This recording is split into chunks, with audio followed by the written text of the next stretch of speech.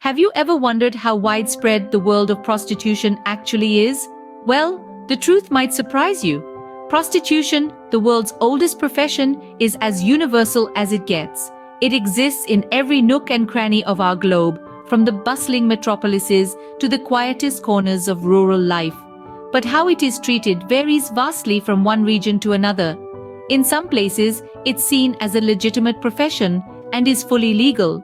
In others, it's merely tolerated, an open secret that law enforcement turns a blind eye to. And in many places, it's outright illegal, a crime that can carry severe penalties. Now let's talk numbers. It's hard to pin down exact figures, but estimates suggest that there are around 40 million sex workers globally. That's roughly the population of Canada. These individuals are not just statistics, they're real people with real lives, many of whom are involved in this industry due to various socio-economic factors. And the money involved? It's staggering. The annual revenue generated by the global sex trade is thought to be in the region of $187 billion. To put that in perspective, that's more than the GDP of countries like New Zealand or Hungary. But it's not all about the numbers. Each one of these individuals has a story, a life that led them to this industry. Some choose it willingly, others are coerced or forced into it. It's a complex, multifaceted issue that touches on aspects of gender, poverty, inequality, and human rights. And let's not forget about the ripple effects. The impact of prostitution isn't limited to those directly involved. It affects the communities they're part of, the families they belong to, and the societies they live in. The world of prostitution is often intertwined with issues of drug abuse, violence, and criminal activity, adding layers of complexity to an already intricate issue. This is a global issue, affecting millions of people directly and indirectly. To understand the magnitude of this issue, let's dive into some figures. When we talk about prostitution, it's not just about a handful of people. It's estimated that there are somewhere around 40 to 42 million sex workers worldwide. That's more than the entire population of Canada.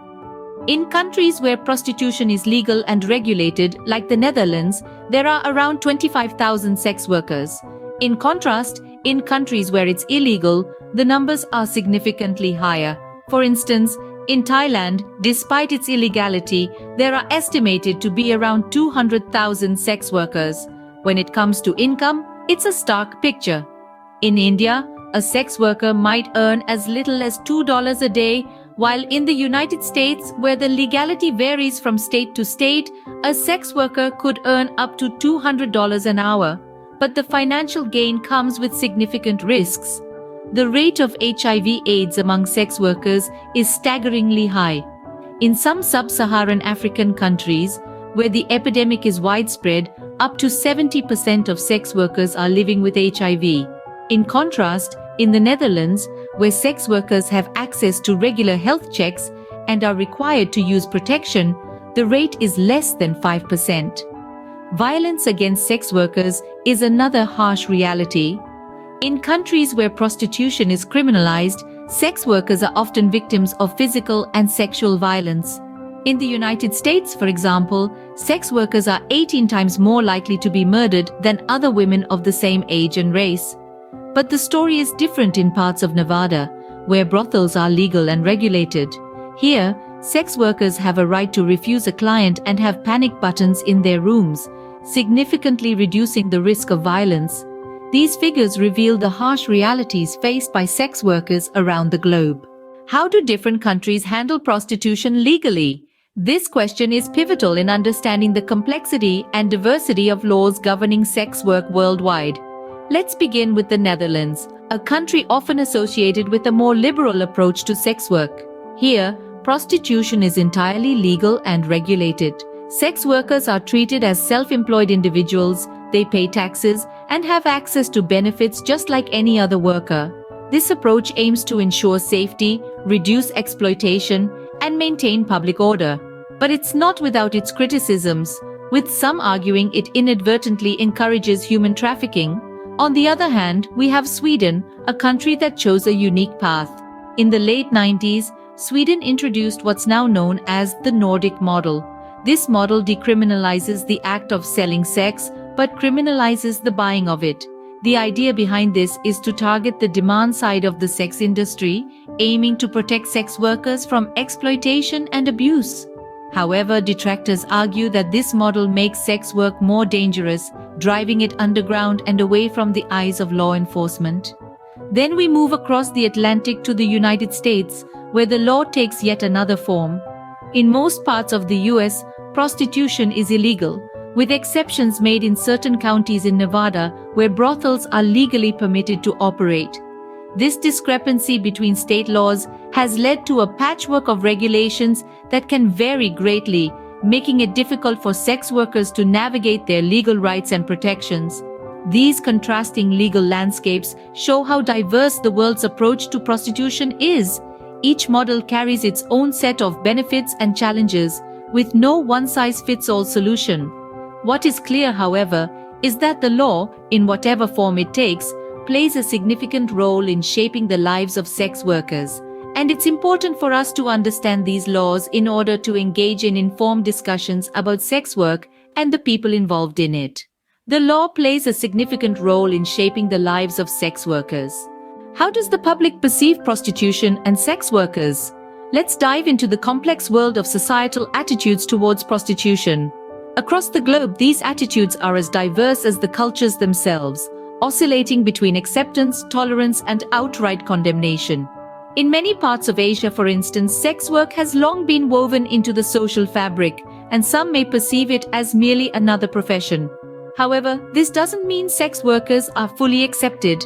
There's often a dichotomy at play, where the work is seen as necessary, yet the workers themselves are stigmatized. Moving to Europe, we find a broad spectrum of attitudes. In the Netherlands, where sex work is legalized and regulated, it is seen as a legitimate profession. Yet, even there, the stigma persists, with sex workers often facing discrimination in areas like housing and healthcare.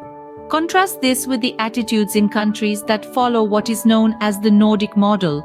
Sweden, Norway, and Iceland have decriminalized the selling of sex, but criminalized the buyers. The aim is to protect sex workers from exploitation while discouraging the demand, but it's a subject of intense debate whether this approach truly serves its purpose. In many parts of Africa and the Middle East, deeply ingrained cultural and religious beliefs often lead to the vilification of sex work, with sex workers facing severe social ostracization. The common thread running through these varying perceptions is the stigma attached to sex work. This stigma can have profound impacts on the lives of sex workers. It can limit their access to basic services like healthcare and housing, and it can make them more vulnerable to violence and less likely to seek help when they need it. Changing public perception is no easy task. It involves challenging deeply held beliefs and attitudes. But when we consider the human cost of stigma, it's clear that change is not just desirable, it's necessary. Public perception can significantly affect the lives of those involved in sex work. So, what can we gather from our discussion on prostitution globally? Well, it's clear that prostitution is a worldwide phenomenon. It's not confined to any one country, culture, or socioeconomic class. From the bustling red light districts in Amsterdam to the clandestine brothels of Southeast Asia, from the escort services in Las Vegas to the street corners of Eastern Europe, sex work is a global reality. It's a complex issue, one that intertwines with matters of economy, society, and human rights.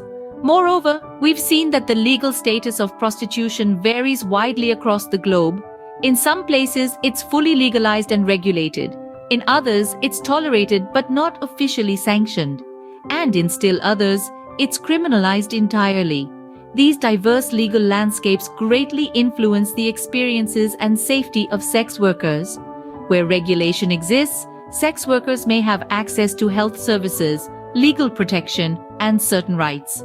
In contrast, where it's criminalized, they often face risks of violence, exploitation, and social stigma.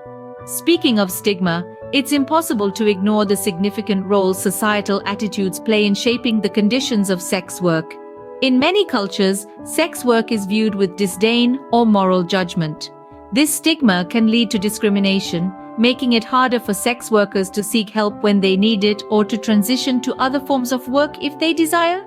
It's a harsh reality that underscores the need for a more empathetic, understanding approach. Lastly, we've delved into the realities faced by sex workers.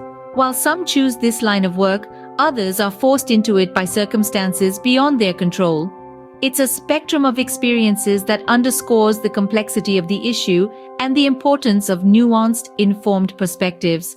In wrapping up, it's important to remember that behind the statistics and legal debates are real people. Understanding the global state of prostitution can help us develop more effective and humane policies and attitudes towards sex workers. We hope you enjoy our video, and if you want to know more interesting facts on more different topics, then please show us some love with a like, share and subscribe. Thank you and have a nice day.